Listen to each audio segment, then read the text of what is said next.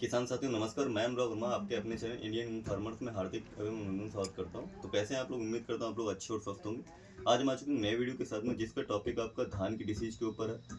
और वो डिसीज का नाम जो है आपका फॉल्स स्मट हल्दी रोग, केंडुआ रोग के नाम से भी जाना जाता है, उसके ऊपर है। तो कुछ अहम जानकारियाँ आपको मैं देने वाला हूँ इस वीडियो के अंदर फॉल्स स्मट के ऊपर।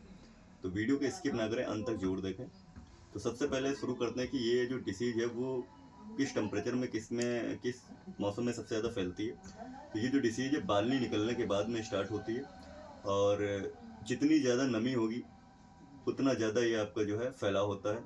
नमी में भी बहुत ज़्यादा फैलता है और हवा में भी बहुत ज़्यादा फैलता है। तो सबसे पहले आपको ये ध्यान रखना है कि जब ये बाली निकलने का टाइम हो और एक आधा अगर आपको खेत में दिख रहा है, तो उस टाइम पे आपको जो है सबसे ज़्यादा ध्यान देने वाली जो बात है वो आपका पानी के ऊपर देना है। कि उस समय पे आपको जो खेत में है पानी ज़्यादा नहीं देना है, नमी मेंटेन रखनी है, क्योंकि बाली निकलने के टाइम है, नमी मेंटेन रखनी, ज़्यादा पानी नहीं देना। उसके बाद में बात करते हैं कि ये डिसीज जो है कंट्रोल किन फंजीसाइड से हो रही है, किन बैक्टीरियासाइड से हो रही है।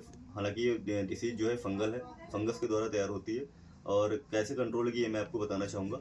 ये जो पिछले साल हमारा जो पिछला वर्ष निकल चुका है सन 2024, उसमें जो दवाइयाँ चलती थी वो इस साल सन 2025 में कामयाब पूरी तरीके से नहीं हो पा रही हैं। लेकिन कोई भी अभी ऐसा सब्सटीट्यूट नहीं आया है जिससे हम ये कह सकें कि ये दवाई आप डाल दो या ये टेक्निकल आप डाल दो, जिससे पूरा 100% आपको बेनिफिट मिल जाए। तो पिछले साल जो दवाइयाँ थी उसी में हम लोग कुछ ना कुछ ऐड करके, हम किसान भाई जो हैं हमारे और दुकानदार भाई हैं जो हैं, वो कुछ ना कुछ उसी में ऐड करके आपका दवाइयाँ चला रहे हैं, जिससे क्या है 50% आपको रिजल्ट मिल रहा है और 100% कोई रिजल्ट दवाई नहीं दे पा रही है। तो मैं बताना चाहूँगा जो पिछले विगत वर्षों में जो हमारी दवाइयाँ चल रही थी उनके बारे में 3-4 टेक्निकल जो मेनली है वो मैं आपको बताऊँगा। इन्हें आप इस साल भी यूज कर सकते हैं, कुछ राहत आपको मिल जाएगी। तो सबसे पहला उसमें टेक्निकल जो आता है आपका क्लोरथेनोलिन के नाम से आता है। मैं कंपनी का नाम लूँ और ब्रांड का नाम लूँ तो वो बताना चाहूँगा मैं, जैसे आपका सिंजेंटा का कवच के नाम से आता है, और आपका Coromandel agri international, Coromandel international का जो आता है जटायु के नाम से आता है। टाटा कंपनी की बात करूँ तो टाटा का ईशान के नाम से आता है। ऐसे जो भी अच्छी अच्छी कंपनी उनके आते हैं, ये क्या है कि ये एक ब्रांड है और ये मार्केट में ज़्यादा बिकते हैं और थोड़ा काम भी इनका अच्छा रहता है। उसके बाद में हम बात करें तो थोड़े एडवांस टेक्निकल और भी आ चुके हैं क्लोरोथेनोलिन के साथ में भी। तो यूपीएल का एक प्रोडक्ट आता है कॉपर सल्फेट प्लस मैनकोजेब, जो कि आपका क्यूप्रोफिक्स के नाम से आता है। ये दवाइयाँ पिछले वर्षों में चल रही थी, काम कर रही थी आराम से, कोई दिक्कत नहीं थी, पूरा कंट्रोल मिल जाता था। लेकिन सन 2025 में क्या है कि हमारी एक दवाई फॉल्स स्मट के लिए जो है, ये आपकी कोर्टेवा एग्री साइंस की गैलीलियो वी के नाम से भी आती है। ये आपका लास्ट ऑप्शन होता था जब डिसीज नहीं कंट्रोल होती, उसमें डलवाया जाता था।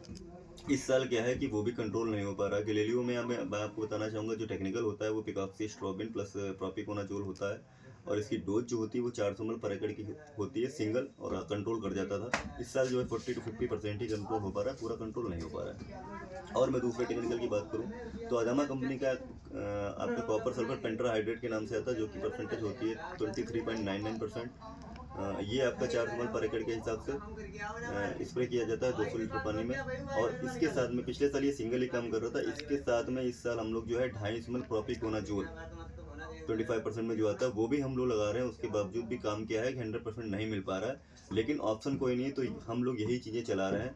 और इस साल और एडवांस टेक्निकल की हम लोग बात करें जिससे और हमको 50 to 70% जिसमें रिजल्ट मिला है, वो टेक्निकल्स जो हैं वो आपका अदामा का मास्टर कॉप 400 ml अगर आप पर एकड़ यूज करते हैं, 250 ml आपका प्रोपिकोनाजोल किसी अच्छी कंपनी का आप यूज कर सकते हैं पर एकड़ के हिसाब से।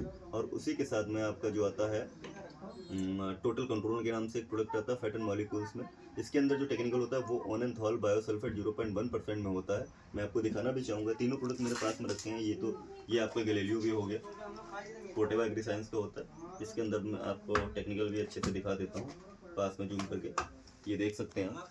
ये कुछ इसकी साल्ट है अंदर, और इसको 400 ml पर एकड़ के हिसाब से आप यूज कर सकते हैं। इसके साथ में भी आप जो है टोटल कंट्रोल 125 ग्राम से 150 ग्राम पर एकड़ के हिसाब से यूज कर सकते हैं, जिससे आपको लगभग 50 to 70% राहत मिल जाएगी। सिंगल ये नहीं, सिंगल अगर आप ये करते हैं तो 45 से 50% ही मुश्किल से मिलेगी। इसको अगर लगा लेते हैं आप साथ में तो आपको 70% मिलने के चांस है। और इसी के साथ में ये जो प्रोडक्ट मैंने दो दिखाए, इसी के साथ में आप अगर इसमें 2 ब्रोमो 2 आइडो नाइट्रोप्रोपेन जो टेक्निकल आता है, जो स्टेप्टोसाइक्लिन से ऊपर का टेक्निकल होता है, वो भी 40 ग्राम आप यूज़ करें तो और अच्छे रिजल्ट आने की संभावना है। उसके बाद में बात करता हूँ दूसरा टेक्निकल, ये अदामा का मास्टर कॉप, जो कि टेक्निकल जो है आपका कॉपर सल्फर पेंटाहाइड्रेट 23.99% में आता है, इसको 400 ml पर एकड़ के हिसाब से। और इसी के साथ में आप टोटल कंट्रोल यूज कर सकते हैं 125 to 150 ग्राम पर एकड़ के हिसाब से। दोनों का घोल जो रहेगा 200 लीटर पानी में, और घोल अलग अलग रखे हैं, दोनों का घोल जो रहेगा 200 लीटर पानी में। और इसी के साथ में आपको तीसरा जो है, यही जो मेरे पीछे आप देख सकते हैं 2 ब्रोमो 2 नाइट्रो इमोडुलेटर आता है नाइट्रोप्रोपेन का, इसको यूज कर सकते हैं, ये 40 ग्राम पर एकड़ में यूज होगा।